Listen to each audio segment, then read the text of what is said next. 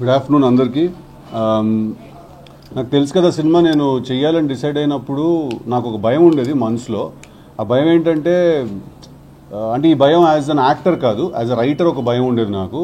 అదేంటంటే ప్రతి సీన్లో ఒక 2 మంచి పంచ్లు, లేకపోతే ఒక 100% 2 వన్ లైనర్లు కానీ, ఏదో ఒక ట్విస్ట్ ఇవ్వడం కానీ, ఏదో ఒక కామెడీ చేయడం కానీ, ఇలాంటిది ఏదైనా చెయ్యకపోతే థియేటర్ని మనం హోల్డ్ చేయగలుగుతాం, లేదా థియేటర్లో ఎనర్జీని, అంటే థియేటర్లో కూర్చుని ఉన్న వాళ్ళకి బోర్ కొట్టకుండా మనం ఒక సీన్ని మనం చూపించగలుగుతాం లేదని ఒక భయం ఉండేది.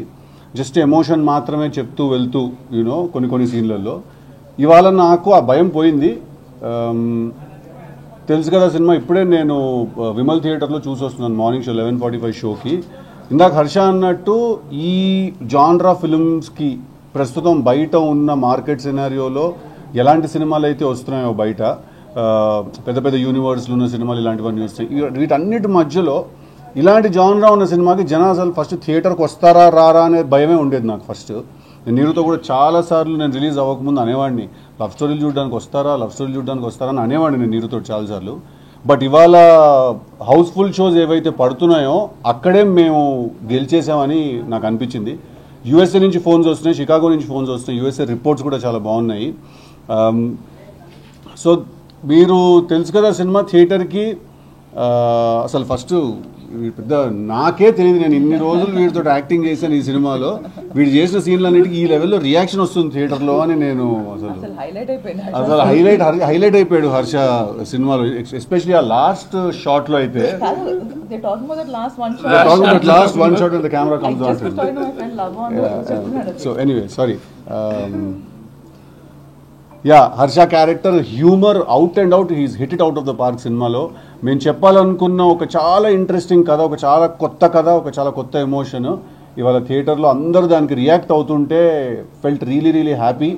సో మీకు తెలుసు కదా సినిమా బాగుందా లేదా నీకు ఏ డౌట్ అక్కర్లేదండి. మీరు హ్యాపీగా థియేటర్స్కి వెళ్ళిపోయి మీరు మీ గర్ల్ ఫ్రెండ్తో వెళ్తే ఈ సినిమా మీరు ఒకలా ఎంజాయ్ చేస్తారు, పేరెంట్స్తో వెళ్తే ఒకలా ఎంజాయ్ చేస్తారు, ఫ్రెండ్తో వెళ్తే ఒకలా ఎంజాయ్ చేస్తారు, మీ మదర్తో వెళ్తే ఒకలా ఎంజాయ్ చేస్తారు, ఫ్యామిలీతో వెళ్తే ఒకలా ఎంజాయ్ చేస్తారు. సో ఇద్దరు గర్ల్ ఫ్రెండ్స్ ఉంటే అదొక ఎంజాయ్మెంట్, అదొక వేరే ఎంజాయ్మెంట్ అది.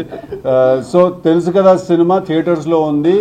కంప్లీట్గా వరుణ్ అనే ఒక క్యారెక్టర్ మిమ్మల్ని గ్రిప్ చేసి కూర్చోబెడతాడు. రాశి ప్లే చేసిన అంజలి క్యారెక్టర్ గ్రిప్ చేసి కూర్చోబెడుతుంది మిమ్మల్ని, శ్రీనిధి చేసిన రాగా క్యారెక్టర్ గ్రిప్ చేసి కూర్చోబెడుతుంది, హర్ష మిమ్మల్ని నవ్వించి చంపుతాడు ఈ సినిమాలో. సో డెఫినెట్గా ఈ వీకెండ్ దివాళీకి తెలుసు కదాకి వెళ్ళండి, తప్పకుండా మీరు ఎంజాయ్ చేస్తారు. టిల్లు సినిమా చూసి మీరు ఎంత నవ్వారో అంత వరుణ్ని చూసి మీరు టెన్షన్ పడతారు ఈ సినిమాలో, but in a very entertaining way.